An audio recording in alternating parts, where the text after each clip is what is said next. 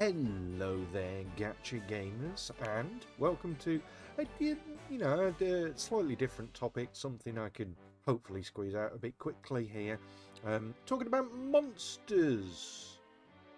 Not just monsters, but their typings. So something that has drastically changed is what we will now have appear. The monsters types. So this game now has this additional secondary battle cycle, essentially.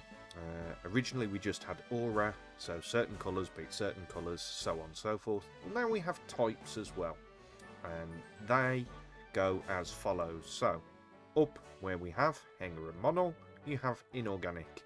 Golem here is inorganic, and what you can do is you can filter by these types here, all through the icons. So you have inorganic, which is the nice square here.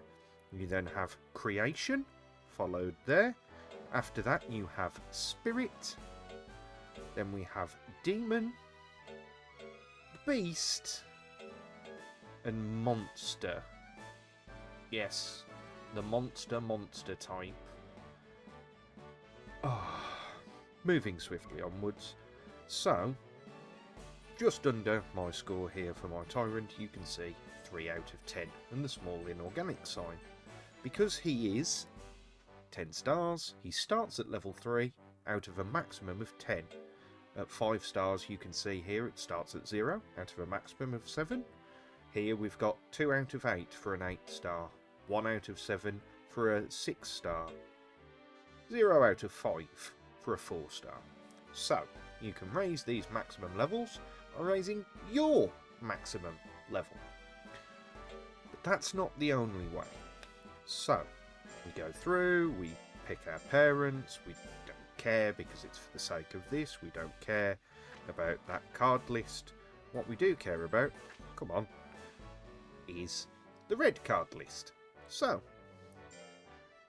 this here will show us whether, just on the side here, something gives us a bonus to our monster. Now, using an inorganic card here, raising an inorganic, is going to raise our maximum monster level. So, up at the top here, we can see 3 out of 17. But Gubbins, you've only put in 1 card. No, because Shaltia was already an inorganic, so that's 2 levels. Then she also has a bonus that gives us +3 to inorganic level.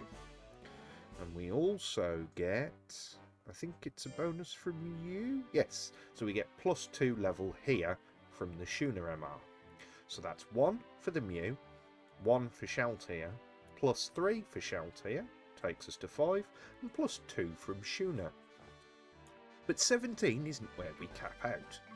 So, I look at this list, and we drop our boy Bolshak for, bum diddly bum bum bum, alive. Now you can see again the little symbol there, and this is going to take us all the way to 20.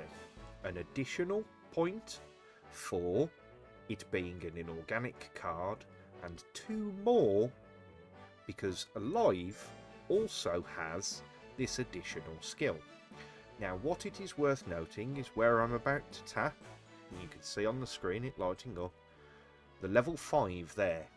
You cannot add more than 5 levels from these types of cards.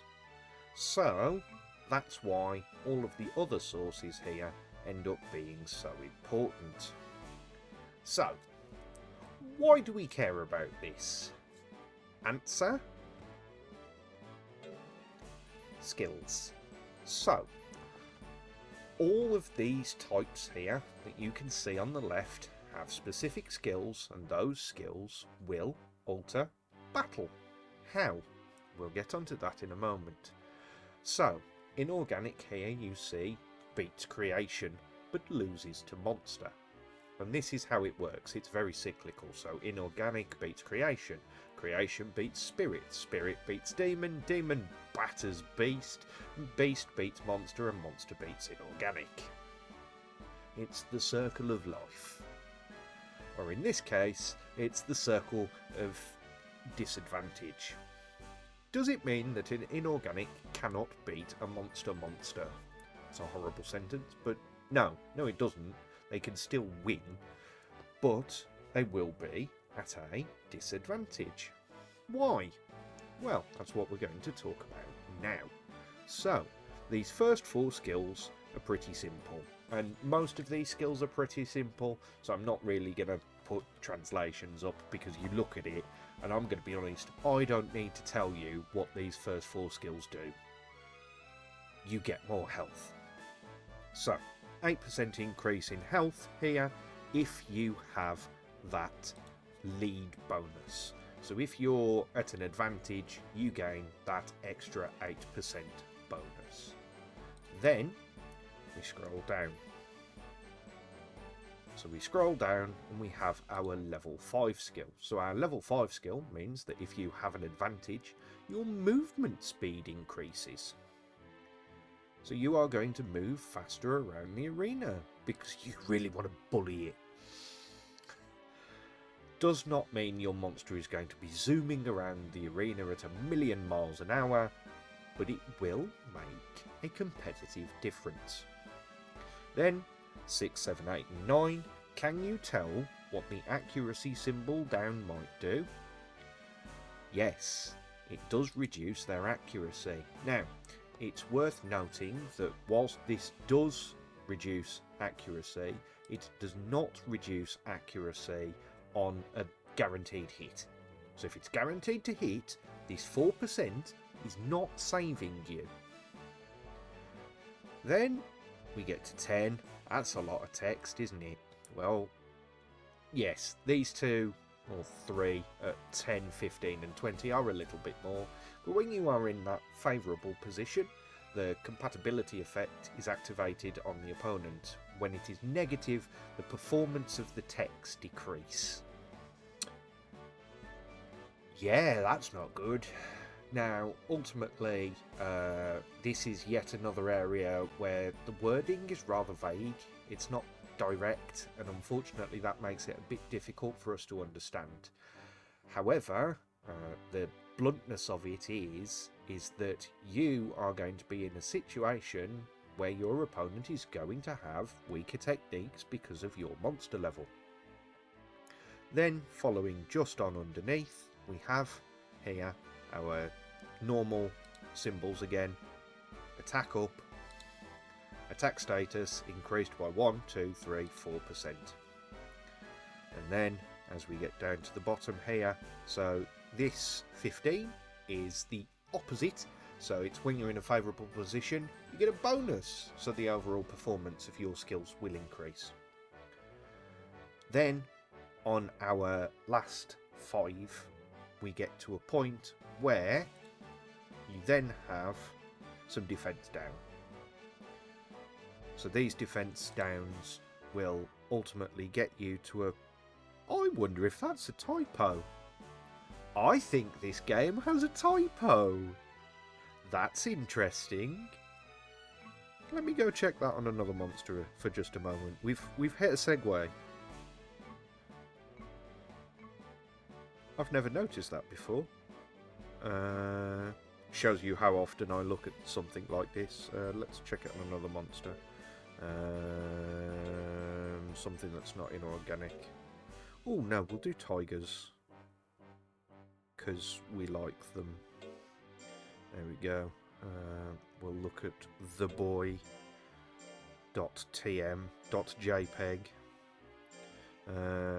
Yeah, whatever. None of this matters, because you can still see the skills regardless of whether you're going to hit that level. Huh. That's correct. That's very interesting. I wonder why the inorganic one's wrong. I wonder if it's wrong for all inorganics. We've completely been sidetracked here. Let's check my napalm hanger. I know that's not the name of it. I just think it sounds cooler. Yeah, that's really interesting. I'll have to see if that's the same on other monsters. I'm not doing it right now. But 16 to 19 gets you to a point where you have that larger damage reduction. 20 is an enhanced effect of 10, so it removes this compatibility effect completely. 100% down. Again, unfortunately, very vague, very difficult for us to know that exactly what that does. What I would be saying is that, honestly, running something like this for plus 20 probably doesn't matter anyway for the majority of point, because you're very rarely going to hit that currently. You know, maybe with new campaigns this will be different, but currently it's going to be tough to hit that 20. If you hit 15, that's quite nice. I mean, some of my best monsters have hit 16, 17. And there are specific ways that you can look about doing it. There are tournaments you can enter, which give you additional experience. Getting a lot of EX trainings give you big monster boosts, and to boost your level. But it's not the most important part of your monsters. You know, we can look at some of my top end monsters here, and you'll see that, you know, level 16 on my strongest monster there, Firewall's level 15, Tyrant is level 17, level 17 on my other 38k Garly, and level 16 here. So these are achievable. It is worth noting that, again, most of these have relatively good setups, because I primarily use red cards and red monsters. So obviously you're not going to be missing out if you're not getting all that way. The difference that it makes to me personally is relatively minimal, but that's because we can't fully understand what these extra 50 and 100% actually end up visibly equating to. I hope you like all my exclamation marks as well. With that said, that is pretty much a roundup on these monster types, who beats what, etc. There is a small note with regards to the cards for looking for things like these MR cards here. So this third one giving the extra levels, but also increasing the experience that they earn. So it makes it more likely that you're going to be hitting these top levels. So it's these sorts of things that you need to be contemplating if you want to look at raising your monster levels. With that said, I hope you're all having fun ranching, and we're all excited for the upcoming anniversary. It's just around the corner now, and with that coming as well, there's going to be some more things focused on a earlier player experience. We're going to have some full campaign runs. I might squeeze one out of the old campaign just to talk about a few things and how different certain things are, before hopefully a new campaign for the anniversary. We shall see. It wouldn't be surprising. They've done it before. I can see them doing it again. With that said, I hope this has been informative for you, and hey, why not tell me what you're raising in the comments? And I will see you next time.